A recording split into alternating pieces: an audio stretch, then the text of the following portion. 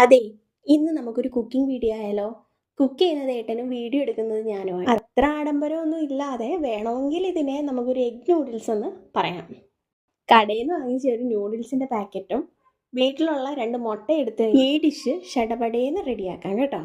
ഈ വീഡിയോയിൽ കാണുന്ന പോലെ വെള്ളം നല്ല രീതിയിൽ വെട്ടി തിളപ്പിച്ചിട്ട് വീട്ടിൽ ഉള്ള വെജീസ് ഒക്കെ ആഡ് ചെയ്യാം. ഇപ്പം ഞാനിവിടെ ഉള്ളിയും തക്കാളി ഞാനല്ല, ഏട്ടൻ ഇവിടെ ഉള്ളിയും തക്കാളി മാത്രമേ എടുത്തിട്ടുള്ളൂ. നമുക്കിതിൻ്റെ കൂടെ ബീൻസും ക്യാപ്സിക്കും ഒക്കെ ആഡ് ചെയ്യാം കേട്ടോ. ഫ്ലേവേർഡ് പൗഡർ നമ്മൾ ആദ്യം ഇടുന്നുണ്ട്.